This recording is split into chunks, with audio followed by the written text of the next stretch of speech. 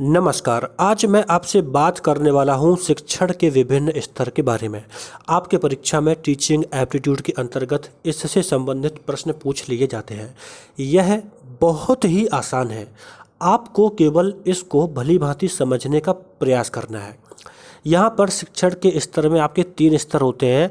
Number 1 होता है आपका मेमोरी लेवल टीचिंग, जिसे हम बोलते हैं स्मृति स्तर का शिक्षण होता है, मेमोरी लेवल। और दूसरा आपका आता है अंडरस्टैंडिंग लेवल, जहाँ पर समझ होती है।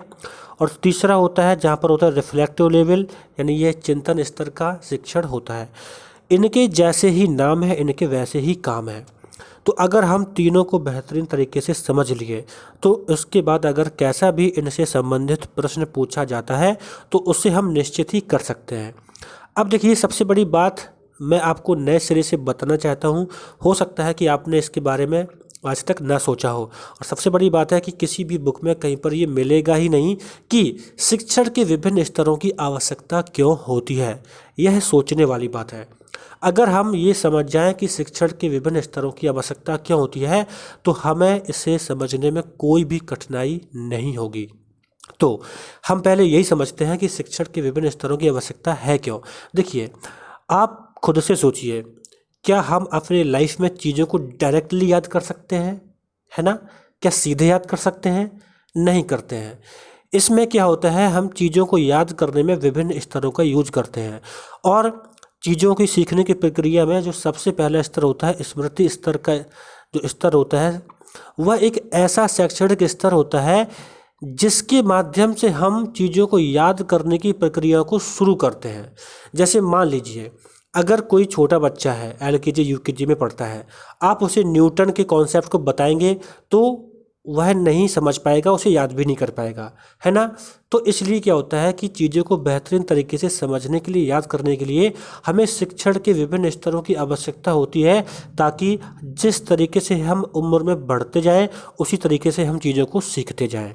तो इसीलिए शिक्षण के विभिन्न स्तरों में जो सबसे पहला स्तर आता है उसका नाम है स्मृति स्तर का शिक्षण। अब सीधी सी बात है, जैसा कि नाम है स्मृति स्तर का शिक्षण, यह एक ऐसा स्तर होता है जहाँ पर चीज़ों को मेमोरी लेवल पर याद कराया जाता है। हमें वहाँ पर अंडरस्टैंडिंग से कोई मतलब नहीं होता है। जैसे आप थोड़ा सोचिए, जो एलकेजी यूकेजी के बच्चे होते हैं उनको अगर ABCD सिखाई जाती है तो उसको बस याद कराया जाता है। वहाँ पर ऐसा कोई भी ऐसा थॉट नहीं होता है कि हमें क्यों याद करना है, इसका लॉजिक क्या है, ऐसी कोई बात नहीं होती है। ओनली बस उसको रटना होता है, समझना होता है। और स्मृति स्तर का शिक्षण आपका ऐसा बेसिक लेवल है जहाँ पर आपकी आगे चल के आने वाली जो समझ होती है वो डेवलप होती है। तो बस यही बात आपको ध्यान रखना है, जो नाम है उनको याद रखना है, उसी के आधार पर आप सब कुछ याद रख सकते हैं। अब जो बारीकियां हैं वो देखते हैं। देखिए, सबसे पॉइंट अच्छा सा याद आपको रखना है कि जो आपका ये स्मृति स्तर है इसके प्रस्तावक हर्बर्ट है, ये ध्यान रखिएगा। एग्जाम में इसे भी पूछा जा सकता है। सिंपल डायरेक्टली नहीं पूछेंगे, बट वो क्या करते हैं, आपके सामने कोट बना देते हैं और उसके बाद पूछ लेते हैं, तो आपको पता होना चाहिए। तो इस स्तर के मुख्य प्रस्तावक हर्बर्ट हैं। और जैसा कि मैंने बोला था कि इस स्तर में क्या होता है, स्मृति या मानसिक क्षमता की जो प्रक्रिया होती है उसमें चीज़ों को सीधे सीधे याद कराते हैं, और यह सभी जीवित प्राणियों में मौजूद होती है। इसे शिक्षण का निम्नतम स्तर माना जाता है। निम्नतम स्तर क्यों? क्योंकि यह सबसे बेसिक लेवल है। यहाँ पर हमें बस चीज़ों को रटाना सिखाना होता है, लॉजिक से, उसकी वास्तविक समझ से कोई मतलब नहीं होता है। जैसे यहाँ पर लिखा है, इसके अंतर्गत तथ्यों और छोटी छोटी जानकारियों को रटने की आदत को प्रेरित किया जाता है। आप इसे छोटे बच्चों की जो एजुकेशन है वहाँ पर लेके इसको समझ सकते हैं। यहाँ शिक्षण अधिगम की प्रक्रिया का मूल रूप उद्दीपन अनुक्रिया है, यानी स्टिमुलस रिस्पॉन्स है। सीधी सी बात है, जैसा भी आपके सामने जो कुछ बताया जाता है उसके प्रति रिस्पॉन्स करना होता है। यहाँ पर किसी भी तरह की समझ और अंडरस्टैंडिंग या लॉजिक से मतलब नहीं होता है। और हमें ध्यान रखना है कि इस शिक्षण प्रक्रिया में जो मूल्यांकन होता है उस मूल्यांकन को हम मौखिक, लिखित और निबंध प्रकार की परीक्षा से करते हैं। बस जो भी बच्चों को रटाया गया था, हम जानना चाहते हैं कि वो रटे हैं कि नहीं रटे हैं। जैसे छोटे बच्चों से पूछ लिया जाता है कि आप ABCD सुनाइए या फिर गिनती सुनाइए, तो आप ध्यान रखिएगा, सबसे बेसिक लेवल है, इसे हर्बर्ट इसके प्रस्तावक हैं।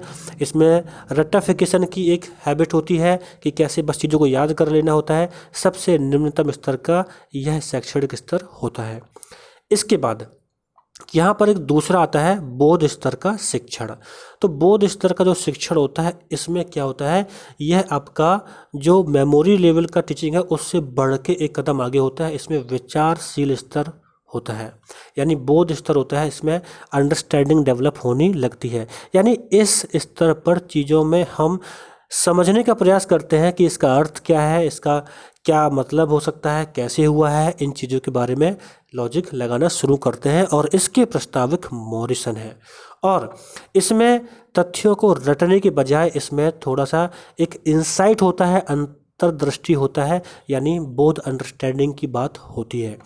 और यहाँ पर ध्यान रखना है कि यह एक ऐसा लेवल होता है जहाँ पर प्रशिक्षक और शिक्षार्थी दोनों की सक्रिय भूमिका होती है। जबकि आपका जो मेमोरी लेवल का टीचिंग था, वहाँ पर आपका जो प्रशिक्षक होता है, वो जो टीचर होता है, वो सबसे ज़्यादा सक्रिय होता है, क्योंकि उसको बच्चों को रटाना होता है। लेकिन बोध स्तर में जो आपके टीचर होते हैं और जो लर्नर्स होते हैं, उन दोनों की एक्टिव रोल होता है। क्योंकि बच्चा अगर कुछ पढ़ता है तो उसकी खुद की भी इंसाइट होती है, खुद की अंतर्दृष्टि होती है, उसके अकॉर्डिंग चीज़ों में वो लॉजिक लगाता है और उसके बाद वो चीज़ों को सीखता समझता है। तो यहाँ पर देखिए, इस स्तर के शिक्षण में मूल्यांकन जो होता है उसमें ऑब्जेक्टिव क्वेश्चन दिए जाते हैं और निबंध भी होते हैं। लेकिन इसमें जो निबंध का लेवल होता है वो प्रथम स्तर से थोड़ा हटके होता है। देखिए, ऑब्जेक्टिव क्वेश्चन जैसे कि आप एग्जाम देते हैं तो यहाँ पर आप अपनी अंडरस्टैंडिंग डेवलप करते हैं कि कभी कभी देखा होगा कि आप सोचते हैं कि इसका ये ऑप्शन नहीं है, ये ऑप्शन नहीं है, तो ये होगा। आप अपना खुद का इंसाइट डेवलप करते हैं। तो ध्यान रखिए, बोध स्तर का शिक्षण है, इसमें विचारशील स्तर होते हैं और इसके प्रस्तावक मॉरिसन हैं और इसमें अंतर्दृष्टि शामिल होती है। तो आप इसे अच्छे से याद रखिएगा। इसके बाद यहाँ पर जो तीसरा है आपका चिंतन स्तर का शिक्षण, यानी रिफ्लेक्टिव लेवल ऑफ टीचिंग, यह आपका तीसरे लेवल का है। यानी पहला आपका जो था मेमोरी लेवल, दूसरा अंडरस्टैंडिंग लेवल। तो हायर लेवल आपका ये सबसे ज़्यादा हायर लेवल है, यहाँ पर सबसे ज़्यादा चिंतन होता है। तो देखिए, हमें ध्यान रखना है कि इस स्तर के जो मुख्य प्रस्तावक है वो कौन है, हंट है। और इस स्तर पर सबसे ज़्यादा जो सक्रिय होते हैं वो कौन होते हैं, लर्नर्स होते हैं, क्योंकि वो अपनी खुद की चिंतन का प्रयोग करते हैं। जैसे कि जो लोग रिसर्च करते हैं, यहाँ पर रोल टीचर का नहीं होता है। जो टीचर होते हैं वो सेकेंडरी होते हैं, जो छात्र होते हैं वो प्राथमिक होते हैं, क्योंकि छात्रों को ही सर्वाधिक स्तर पर अपने आप से सोचना होता है। और इस तरह के टीचिंग के अंतर्गत जो मूल्यांकन है उसमें एक निबंध प्रकार की परीक्षा होती है, लेकिन इसमें निबंध का जो फॉर्म होता है वो बहुत ही हायर लेवल का होता है, यानी बहुत ही हायर लेवल थिंकिंग होती है। तो आप इस तरह से ध्यान रखिएगा, इस तरह के जो लेवल है, इस लेवल में जो आपका स्टूडेंट होता है, जो आपका लर्नर है, उसका खुद का मोटिवेशन होता है। रिसर्चर टाइप की एक यहाँ पे अंडरस्टैंडिंग होती है, टेंडेंसी होती है कि भाई हमको ही यहाँ पे चीज़ों को समझना है और हमको ही सब कुछ करना है। तो आप ध्यान रखिएगा, मैं फिर से आपसे बोलूँगा कि आप याद रखिएगा कि तीनों के प्रस्तावक क्या है, और तीनों में आपको ध्यान रखना है जो बेसिक कॉन्सेप्ट है कि जो आपका मेमोरी लेवल है वो आपका सबसे निम्नतम है, और बोध स्तर आपका द्वितीय है, और चिंतन स्तर आपका हाईली है। इसमें मोस्ट थॉटफुल चीज़ें होती हैं, जबकि मेमोरी लेवल में लीस्ट थॉटफुल, यानी सबसे कम थॉटफुल हो, या फिर कहा जाए कि वहाँ पर चिंतन वाली कोई बात नहीं होती है। अगर आप इन चीज़ों को समझ गए तो आप परीक्षा में आसानी से इसे कर सकते हैं।